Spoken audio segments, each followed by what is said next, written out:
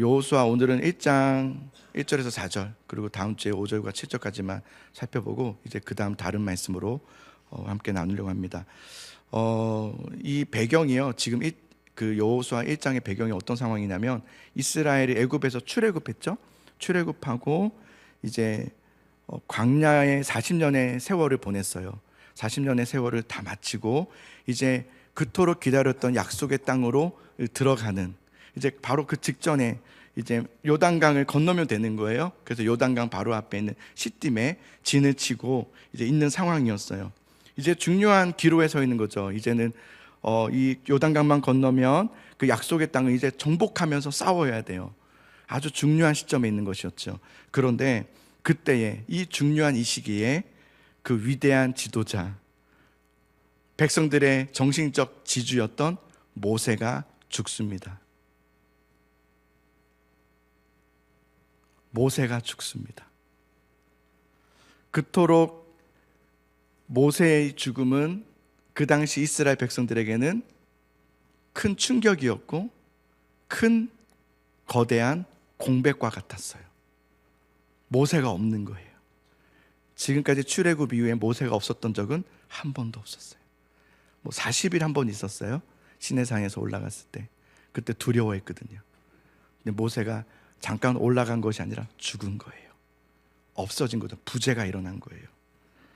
극심한 불안감, 상실감. 우리 여기서 끝나는 건가? 하나님의 은혜는 여기서 끝났나? 라는 어떤 불안감과 상실함. 그 위기 속에 있을 때 그 모세의 수종자 여호수아가 그 바통을 이어받고 이제 문을 여는 것이 여호수아서 1장의 말씀이에요. 여호수아 1장에서 하나님께서 이제는 여호수아에게 말씀하시기 시작하는데, 우리 1절의 말씀을 우리 같이 한번 읽어보겠습니다. 1절 시작.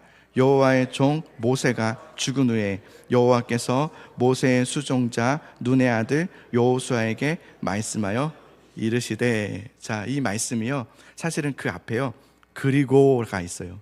그리고, 그러니까 신명기가 바로 앞이었는데 신명기를 이어서 그리고. 근데 사실은 앞에 이제 단어가요, 히브리어로 그리고는 원래 바브거든요. 근데 바브라고 안 돼 있고 바이히 이렇게 돼 있어요. 바이히. 이게 뭐냐면 그리고 무엇이 되었다라는 뜻이에요.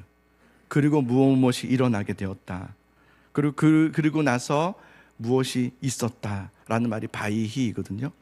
그러니까 앞에 일어난 사건들, 하나님께서 출애굽하고 광야에서 계속해서 돌보시며 이끌으셨던 그 사건들, 그 사건의 역사들이 끝난 것이 아니라 바이히 계속되고 있다라는 의미를 가지고 여호수아 1장 1절을 그렇게 시작하는 거예요. 바이히, 끝나지 않았다.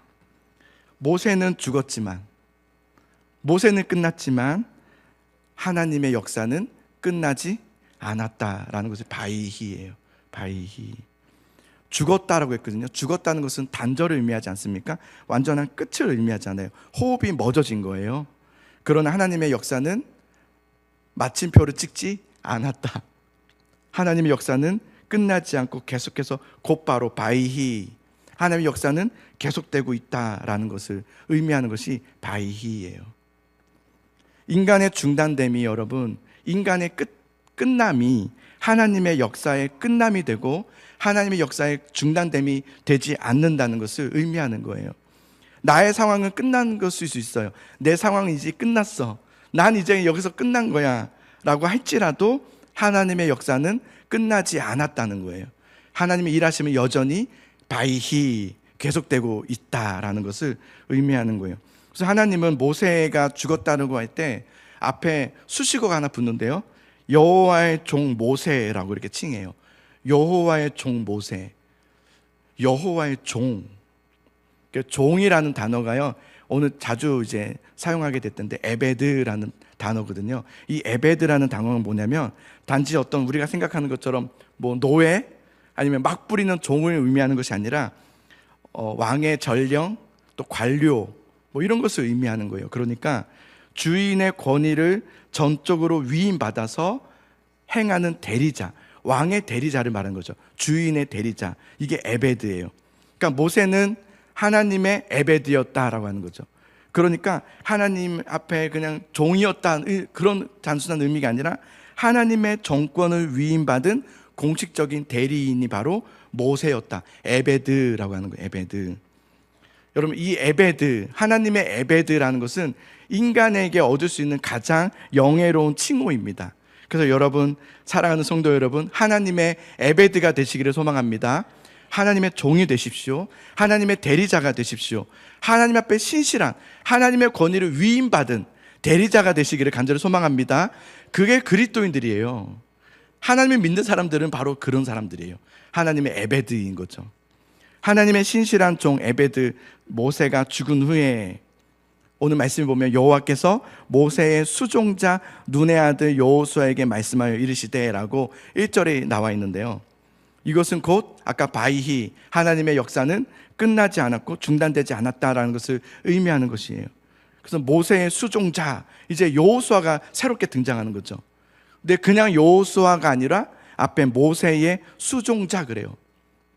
모세의 수종자라는 것은 메샤라트에서요, 공식적인 보좌관, 그런 것을 말해요. 비서, 실장 뭐 이런 거예요. 메샤라트, 비서실장 이런 거죠. 그러니까 앞에 모세에게는 여호와의 뭐라고 붙었죠? 여호와의 종 그랬잖아요. 여호와의 종. 근데 여호수아 앞에서는 뭐라고 하죠? 수종자라고 해요. 수종자. 이 종 에베드와 메샤라트, 수종자는 다른 의미예요. 달라요. 앞에 이제 에베드는 그 왕의 어떤 주인의 위임을 받은 대리자라고 한다면, 이 메샤라트는 그냥 위임받은 것이 아니라 자발적인 헌신으로 그 지도자 옆에 보좌하는 사람을 말하는 거예요. 그러니까 핵심 리더를 받들고 그 곁에서 배우고 있었던 사람, 핵심 사람을 바로 수종자, 메샤라트 그렇게 말해요. 그러니까 여호수아는 어떤 사람이었냐? 모세의 수종자였다라는 말은 여호수아는 오랫동안 모세 곁에서 그를 도우며 성실히 모세로부터 배우고 영적 훈련을 받은 준비된 지도자라는 뜻이 바로 수종자예요.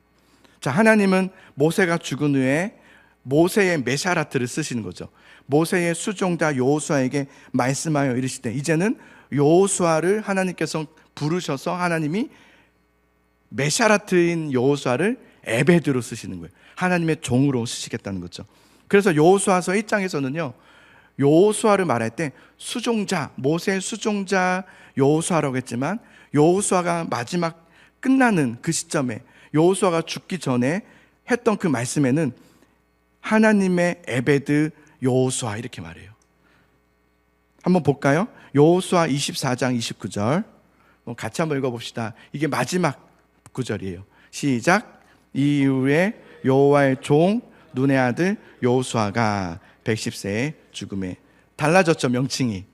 그죠? 메샤라트 수종자에서 이제는 여호와의 종으로 맞춰지는 여호수아의 모습을 보여주고 있죠. 그러니까 여호수아는 지금까지는 열심히 모세의 수종자가 되어서 그 옆에서 배우고 받들고 도우면서 배우면서 있었던, 훈련받은 그가 이제 모세가 죽은 후에 하나님의 에베드로 부르심 받아서 하나님의 에베드로서, 대리자로서 사명을 다 완수했다는 거예요. 하나님의 사명을 다 완수했다는 거죠. 그리고 여호수아라는 이름이요, 여호와는 구원이시다라는 뜻이거든요. 이것도 의미가 있어요. 영적 거인이었던 모세가 죽어서 단절됐잖아요. 이스라엘로부터 이제 떨어지게 되었단 말이에요. 모세가 단절되었지만 여호수아, 여호와는 나의 구원이다라는 의미를 가지고 나의 구원은 멈추지 않고 계속될 것이고 나는 너희를 향한 구원의 역사가 끝나지 않고 멈추지 않을 것이다 라는 의미로 여호수아가 사용되는 것을 보게 돼요. 여러분, 오늘 말씀을 이렇게 들으면서 우리가 정리되는 것이 있어요. 뭐냐면 인간의 끝이 하나님의 끝을 의미하지 않는다는 거예요. 나의 끝이 하나님의 끝이 되는 것은 아니다. 도리어 인간의 끝은 하나님의 역사의 시작이 된다는 것을 의미하는 거죠. 아멘이십니까? 그것을 가르쳐주고 선포하는 것이 여호수아 1장 1절의 말씀이에요. 모세의 죽음은 비록 이스라엘 온 백성들에게는 충격과 또 절망과 두려움의 소식이었지만, 그래서 철저히 무력해지는 소식이었죠. 우리는 아무것도 이제 할 수 있는 게 없는 거예요. 모세가 없으니. 그렇지만 그 끝자락이 도리어 하나님의 도우심이 절실히 필요하다는 것을 생각하게 되는 은혜의 기회가 된 거죠. 그것이. 그래서 저는 이것이 은혜라고 생각해요. 우리가 어떤 끝자락에 맞이하게 되고 우리가 어려움을 딱 당했을 때, 그때 이때가 바로 하나님의 도우심의 은혜가 필요한 때라는 것을 인지하는 것은 정말 은혜 중에 은혜예요. 이것을 다 경험하는 건 아니에요. 믿음의 사람만이 경험하는 은혜란 말이에요. 오늘날 우리가 살아가는 이 시대는 어떤 시대냐면요, 구차하게 누군가에게 도움을 구하거나 도움을 요청하지 않는 시대예요. 그래서 누군가에게 도움 없이 나 스스로를 내가 돌볼 수 있어야 된다고 생각하는 그 생각이 깊이 뿌리 박혀 있는 시대가 바로 오늘날 이 시대예요. 그래서 예수님 믿으세요, 예수님이 여러분에게 필요해요라는 이 말을 크게 와닿게 듣지 못해요. 왜냐하면 내 삶은 내가 책임지는 거야. 나는 내가 열심히 살아야지. 뭘 자꾸 하나님께 도움을 구하라는 거야. 아프면 어떻게 하면 돼요? 병원 가면 되고, 외로우면 사람들 만나면 돼요. 인생이 지루하면 여행 한번 다녀오면 돼요. 어디까지나 내 인생은 내가 책임지는 것이고, 누군가에게 도움을 구하거나 누군가의 도움을 받는 것은 우리는 싫어해요. 그죠? 길거리 가다가 여러분에게 뭔가를 줘요. 받으세요? 안 받고 싶어 해요. 아, 저 필요 없어요. 좀 도와드릴게요. 아니요, 저 혼자 할게요. 굳이 도울 필요 없어요 라는 시대가 오늘날 우리들이 사는 이 시대라고 생각이 들어요. 그렇게 사람들은 하나님의 도우심을 거부해요. 하나님이 그렇게 나에게 도움을 주지 않아도 돼. 난 내 힘으로 살 수 있단 말이야. 내 삶의 선택은 내가 할 거야. 그러면서 어떤 자유를 추구하죠. 내가 선택하고 내가 책임지는 어떤 자유. 그렇지만 이 말에는요, 굉장히 역설적인 것이 담겨져 있어요. 뭐냐면, 우리는 하나님의 도우심이 필요 없고 하나님이 나는 없어도 되고 나는 내 힘으로 살아갈 거야 라는 그 자유를 말하지만, 그의 삶을 유심히 살펴보고 우리의 세상을 돌아볼 때 자유가 아니라, 그렇게 삶으로 자유를 얻게 되는 것이 아니라 결국 돈의 종이 되고 죄의 종이 되고 더 이상 더 불안과 두려움과 중독의 종이 되어서 더 깊은 결핍에 빠지고 계속해서 끊임없이 채워지지 않는 것 때문에 공허함과 두려움과 절망에 빠져간다는 것을 우린 세상에서 보게 되죠. 예수님은 우리에게 뭐라고 말씀하셨냐면, 너희는 가지라고 그랬어요. 가지다. 먹는 가지 아니에요. 나무의 가지예요. 가지다. 나는 너희의 포도나무다 그랬어요. 너희가 내 안에 있고 너희가 나를 벗어나면 너는 아무것도 열매를 맺지 못한다고 했어요. 그건 당연한 거 아닙니까? 우리 인생의 끝자락에서 나의 구원은 예수님이시고, 내가 예수님께 붙어 있어야지만 나는 하나님께서 주시는 그 삶의 열매를 맺을 수 있다는 것을 아는 것, 이것이 참 복의 은혜입니다. 오늘 저는 이 말씀을 이렇게 보면서 요한복음 5장이 생각났어요. 요한복음 5장에는 베데스다 연못이 나오거든요. 베데스다 연못. 그 연못에 대한 소문이 하나, 신화적인 이야기가 하나 있었어요. 뭐냐면 가끔 천사가 내려온다는 거예요. 천사가 내려와서 물을 동이면, 물을 움직일 때, 그때 그 연못에, 움직이는 연못에 가장 먼저 들어가는 사람의 병은 낫는다는 거예요. 신화였죠. 그것 때문에, 그 신화 때문에 아픈 사람들이 베데스다 연못가에 가득 북새통을 이루고 있었어요. 언제 물이 움직일지 모른다. 그럼 물이 움직이면 가장 먼저 들어가야지만 낫는다고 믿었기 때문이죠. 근데 그 베데스다 연못에 오늘 그 말씀 보면 38년 동안 누워 있었던 한 병자가 등장해요. 38년 동안. 그는 스스로 걸을 수 없는 사람이었어요. 그도 마찬가지로 다른 사람들과 같이 베데스다 연못에 들어가기 위해서 38년 동안 거기서 지느치고 있었던 사람 중에 한 사람이었어요. 오늘은 병에 나을 수 있을까? 오늘은 물이 움직일까? 그 물이 움직일 때 내가 가장 먼저 들어갈 수 있을까? 그래서 나는 나을 수 있을까? 그렇게 한 지가 벌써 38년이나 됐다는 거예요.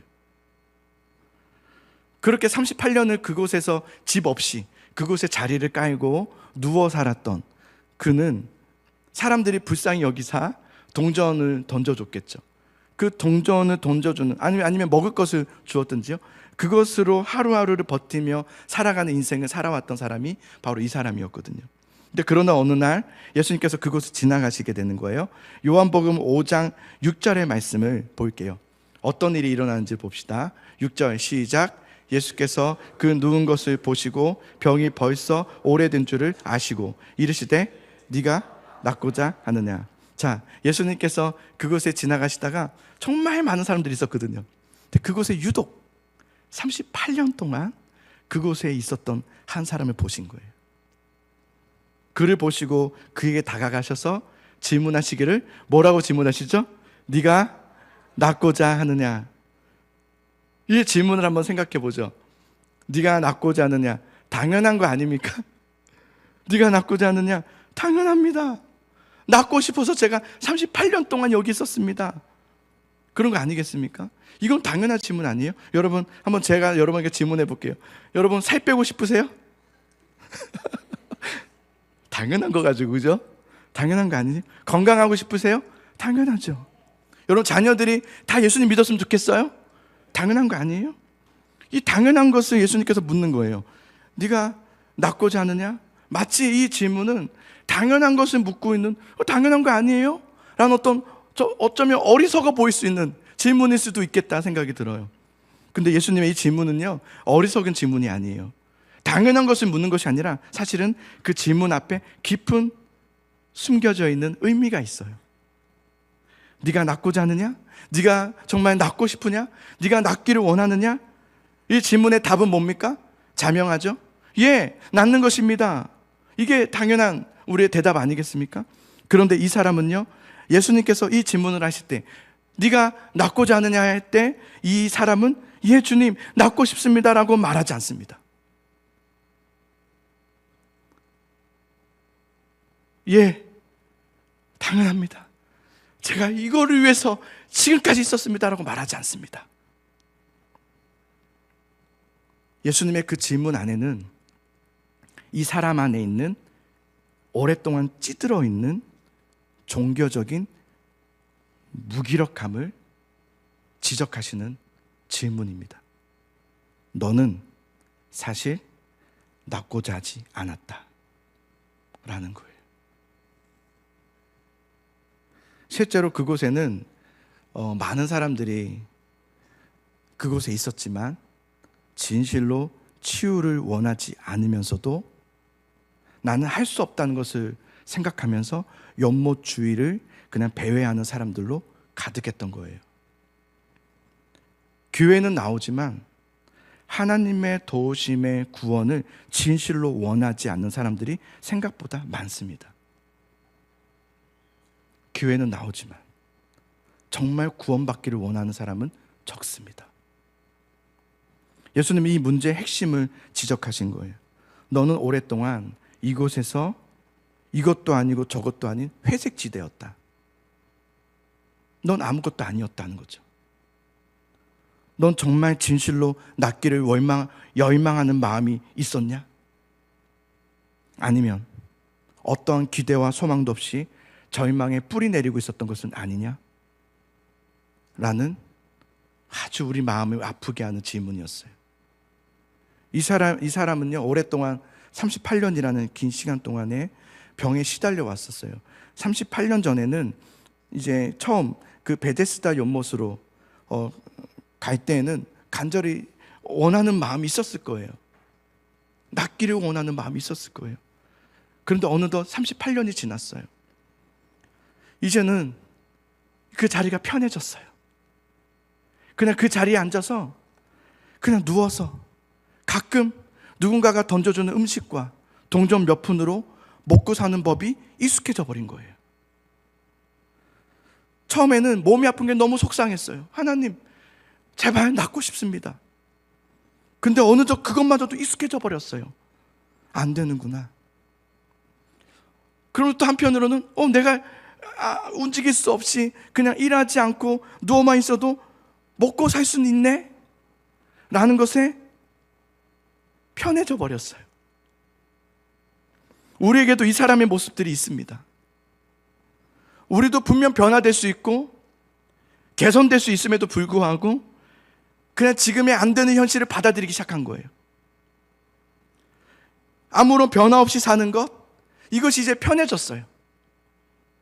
안 되는 것이 하나님의 뜻이라고 이제는 받아들이게 된 거예요. 변화되는 것이 하나님의 뜻이었다면 벌써 하셨겠지. 내가 안 바뀌는 거 보니까 안 되는 거였어. 안 되는 건 안 돼.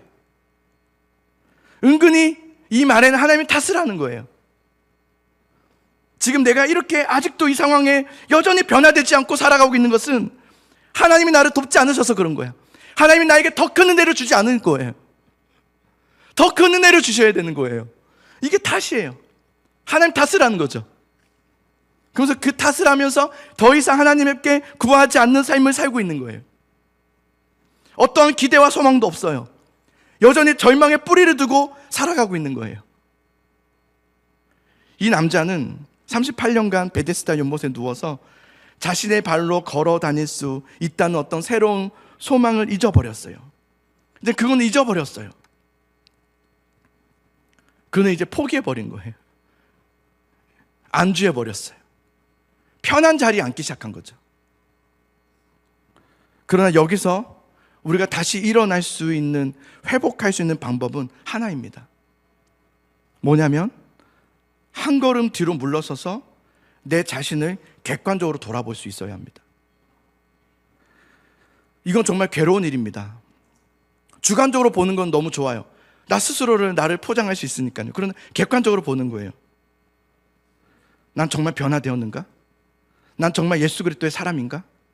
난 정말 그리스도인인가? 난 정말 하나님의 자녀가 맞나? 객관적으로 보는 거예요. 나 가끔씩 몇 년 전에 은혜 한번 받았으니까 주관적이지 않고 객관적으로, 난 정말 내 삶의 주인은 하나님이신가? 객관적으로 볼 수 있어야 돼요. 이건 정말 괴로운 일입니다. 나를 객관적으로 본다는 것은 부끄러운 일입니다. 정말 창피스럽습니다. 드러내고 싶지 않습니다. 그러나 정말 회복하고 싶다면, 정말 내 영혼이 일어나고 싶다면, 정말 내가 변화되고 싶다면, 내가 정말 나아지고 싶다면, 정말 하나님의 도우심을 받고 싶다면 그 굴욕을 감수해야 됩니다. 내 있는 그대의 모습을 숨김없이 드러낼 수 있어야 합니다. 종종 우리 성도들 중에 아픈 분들이 계시고 어려움 중에 처하는 성도들이 가끔 계십니다. 그런 분들 중에 저에게 기도 요청하신 분들이 있어요. 너무 귀하죠. 자신의 그 연약함들을 고백해요. 자신의 믿음 없었음을 고백하고 자신의 어려움을 드러내면서 기도 요청을 하는 거죠. 반면에 어떤 분들은 숨겨요. 드러내지 않습니다. 혼자 해결하려고 합니다. 그런 모습은 보이고 싶지 않은 거예요. 그때 저는 어떻게 하냐면 다가가지 않습니다. 전 기다립니다. 스스로 도움을 요청할 때까지. 왜냐하면 스스로 그 자신의 그 끝자락에서 도움을 요청하기 전까지는 자신의 그 객관적인 그 모습을 드러내지 않고서는 치유의 역사는 시작되지 않기 때문입니다. 제가 가서 할 수는 없습니다. 본인이 먼저 와서 요청해야 됩니다. 나는 죄인이라고, 나는 어려움이 있다고, 나 좀 기도 좀 해달라고. 그때까지 저는 기다리는 것밖에 없습니다. 하나님 앞에 자신을 드러내야 합니다. 예수님은 38년 된 이 병자에게 묻습니다. 네가 낫고자 하느냐? 이 질문에 그는 예, 낫고 싶습니다라고 답하지 않고요, 변명만 늘어놓습니다. 한번 말씀 볼까요? 5장 7절의 말씀 우리 같이 한번 읽어봅시다. 시작. 병자가 대답하되 주여, 물이 움직일 때에 나를 못에 넣어주는 사람이 없어 내가 가는 동안에 다른 사람이 먼저 내려가나이다. 변명이죠. 주여, 물이 움직일 때에 나를 못에 먼저 넣어주는 사람이 없어서, 사람들이 나를 안 도와줘서, 다른 사람들이 다 이기적이어서, 타인에 대한 원망과 핑계로 가득해 있습니다. 다 다른 사람들 때문이라는 거예요. 나는 문제가 없는데 다 다른 사람들 때문이래요.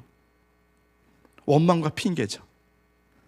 원망과 핑계는 여러분, 자신의 연약함을 보호할 수 있는 가장 견고한 방패입니다. 그래서 여러분, 주변에 원망을 많이 하고 핑계하는 사람들은 자신을 방어하는 말들이에요.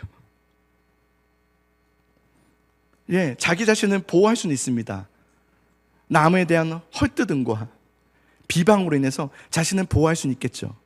그러나 원망과 핑계는요, 내 자신을 그 원망과 핑계의 절망의 자리에 주저앉게 하는 가장 무서운 감옥과 같습니다.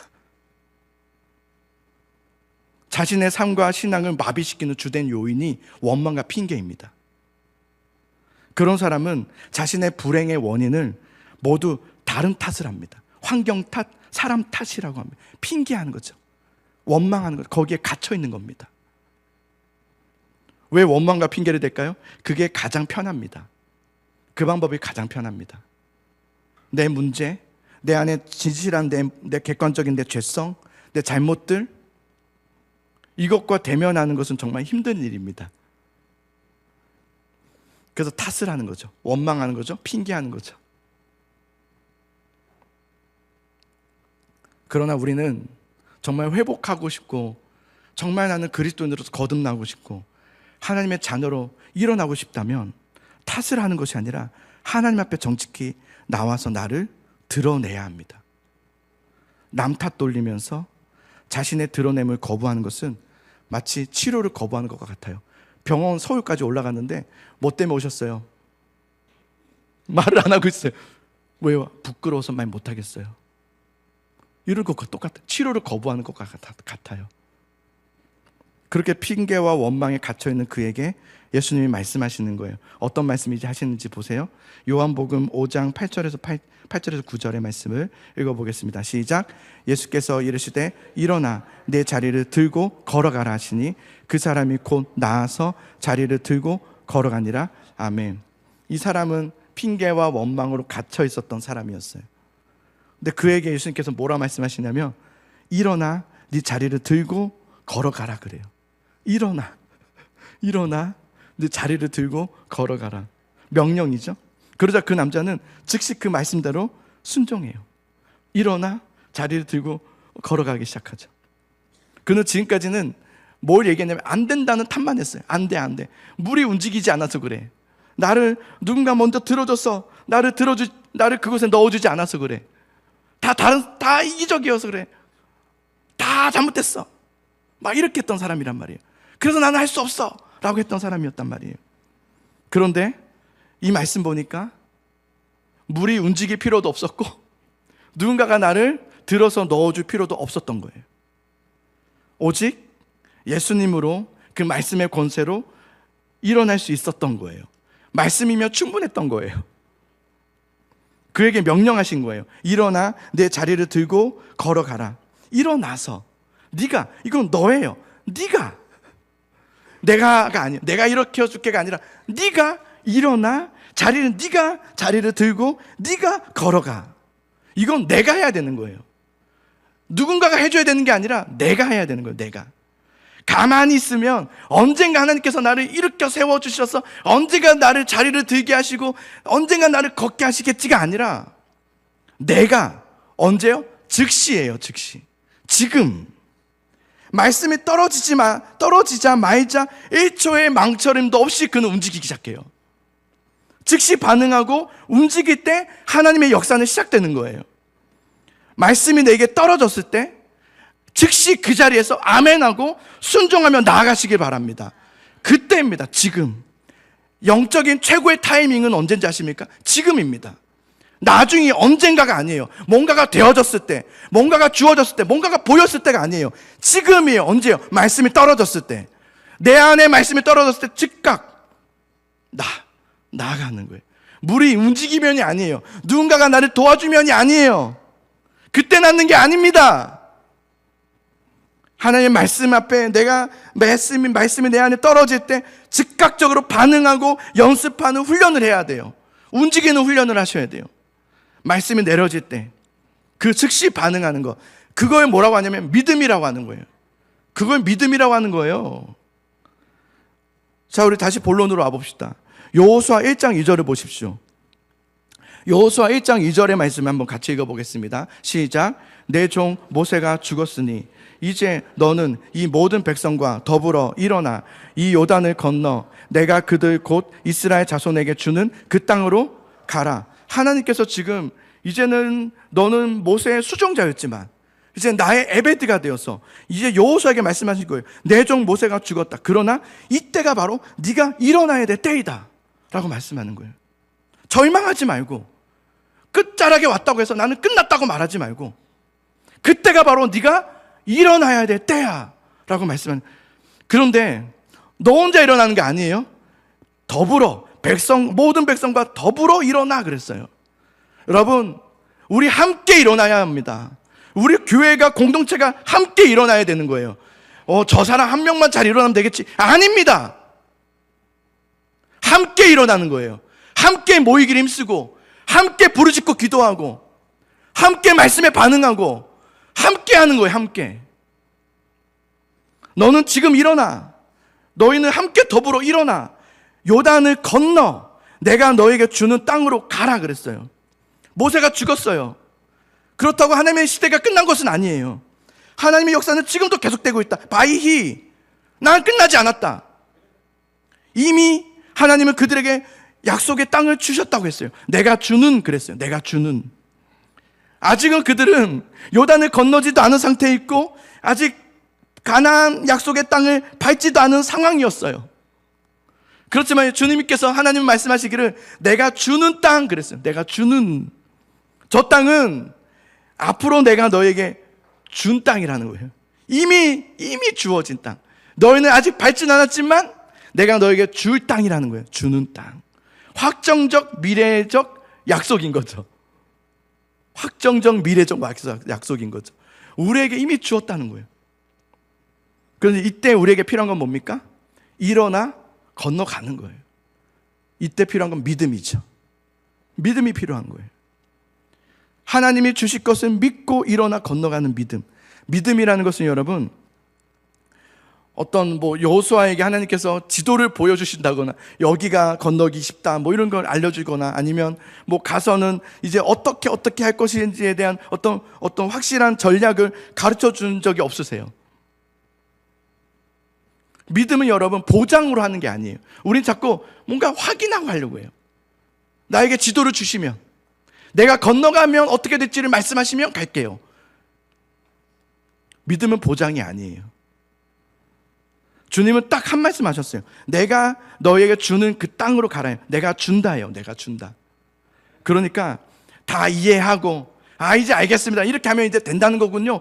이런 것을 이해하면서 가는 것이 아니라, 아니면 장애물이 이제 없어지고 일이 다 풀릴 것이 확정적으로 내가 보이면 움직이는 것이 믿음이 아니라, 믿음은 하나님의 신실하심, 하나님의 약속에 반드시 이루실 것을 믿고 그 믿음을 가지고 내 발을 내가 직접 내딛는 것, 그것을 믿음이라고 하는 거예요.